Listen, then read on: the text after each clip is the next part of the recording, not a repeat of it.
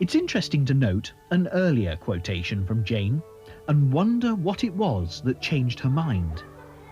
When Princess Caroline wrote to the press complaining of her treatment, Jane makes this comment. I suppose all the world is sitting in judgment upon the Princess of Wales's letter. Poor woman. I shall support her as long as I can, because she is a woman, and because I hate her husband. But I can hardly forgive her for calling herself attached and affectionate to a man whom she must detest. This indicates that Jane Austen was well aware of the political climate, though in the main she chooses not to include such things in her novels. This was no doubt a conscious decision, as she makes this comment to her niece Anna Austen about subject matters for her novels. 3 or 4 families in a country village is the very thing to work on.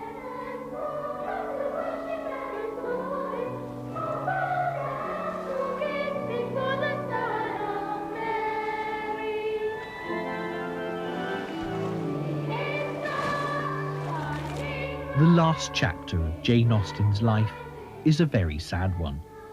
For this we need to return to Chawton, her beloved home, and quiet, uneventful life, producing what should have been the early works of a great English novelist.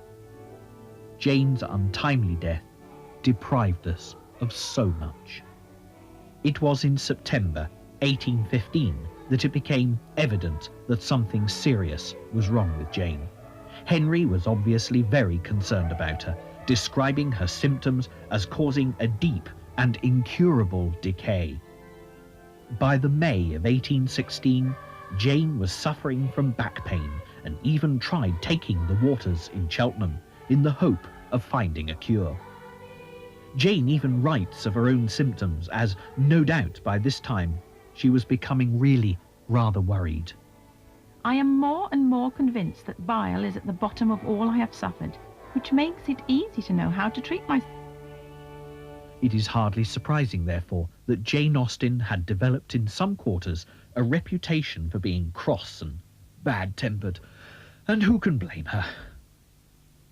She must have been in considerable pain. Jane was described as being a poker of whom everyone was afraid. Also, this quotation is attributed to being a description of her. She has stiffened into the most perpendicular, precise, taciturn piece of single blessedness. Jane's irritability would perhaps have fluctuated depending on how much pain she was in at any given moment, but the stiffness caused by back pain obviously never left her. Although her health improved early in 1817, by mid-March she had deteriorated rapidly. Jane was feverish, she slept badly, and her skin had become black and white and every wrong colour. Jane's niece Caroline says this of her at this time. I was struck by the alteration in herself. She was very pale, her voice was weak and low, and there was about her a general appearance of debility and suffering. It is only in retrospect that we know she was suffering from Addison's disease. The first paper concerning this disease was not published until 1849, long after Jane's death in 1817. As we've mentioned already, indications are perhaps shown quite early in Jane's life that all was not well. The reaction of Jane to the news of the move from Steventon to Bath, for her to have fainted in the way that Cassandra reports that she did, was so very out of character. Jane Austen was just not the type of young woman to swoon into a faint over such news. Addison's disease causes sufferers great difficulty when under stress. This is because adrenaline, the fright, flight and fight hormone, is not produced. This lack of ability in Jane could well have been as a result of poor adrenal function. Another interesting consideration is her preoccupation with Elizabeth Bennet being brown-skinned in Pride and Prejudice, almost to the point of defending brown skin at a time when a milky white complexion was highly valued. One of the earliest indications of Addison's disease is the change in skin pigmentation, causing sufferers to appear tanned. In this passage, Miss Bingley is commenting on Elizabeth's looks. "How very ill Eliza Bennet looks this morning, Mr. Darcy," she cried. "I never in my life saw anyone so much altered as she is since the winter. She has grown so brown and coarse. Louisa and I were agreeing that we should not have known her." By this time, Darcy has fallen in love with Elizabeth and is beginning to hope that the feeling may be mutual. He jumps to Elizabeth's defence, describing her as one of the handsomest women of his acquaintance. Addison's disease is unusual, affecting a very small number of the population. The early symptoms include brown skin colouring, often with white patches on the body.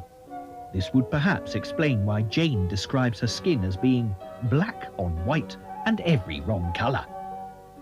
Also, sufferers find it difficult to cope with stress. It is worth noting that Jane's final decline coincides with her brother Henry's bankruptcy. Sufferers tire very easily, are prone to nausea, vomiting, diarrhea, and severe stomach pain. Needless to say, irritability and depression are also common. When the sufferer is lying down, their blood pressure will be normal, but when they stand up, it falls, causing dizziness and fainting. Perhaps when Jane wrote these symptoms for Diana Parker, a character in her unfinished novel, Sanditon, she is describing how she herself felt. Diana Parker describes suffering from "A more severe attack than usual of my old grievance, spasmodic bile, and hardly able to crawl from my bed to the sofa." One of the few publicly documented cases of Addison's disease in more recent years is that of John F. Kennedy. Like Jane, a great deal of time was spent trying to fathom out what was wrong with him. When we consider the reports of his skin's propensity to keep turning yellow, giving him a yellowish brown tan, as if he had been sunbathing, we are able to draw a parallel with Jane's description of her own strange skin colour. However, it is the amount of pain that his friend's comments suggested he was experiencing that was alarming. He suffered with terrible abdominal pain, and his back constantly caused him to be in agony. On a number of occasions, his doctors feared for his life. When Addison's disease was diagnosed and treatment given, the relief must have been immense. Jane was not as fortunate, and Cassandra records the terrible pain Jane bore so bravely. In Jane's last few hours of consciousness, Cassandra asked her if there was anything she wanted. Jane's poignant answer was, "I want nothing but death." All this considered, it is nothing short of a miracle that Persuasion was finished and Sanditon ever begun. The gradual decline continued. Jane found it hard to walk, but she was still determined to take the air and visit friends and family. She used her mother's small donkey carriage, which is still here at Chawton. By the spring of 1817, Jane was in need of more specialist medical care. The two ladies moved to College Street, Winchester, to be close to Jane's physician, Mr. Lyford. Mr. Lyford did all he could, but he had no chance of helping her. Even if he had known about Addison's disease, he would not have had the hydrocortisone available, which treats the condition so successfully today.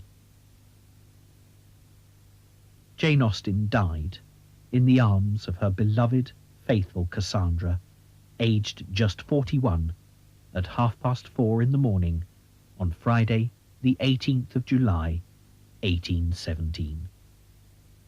This obituary appeared in the Courier on the 22nd of July.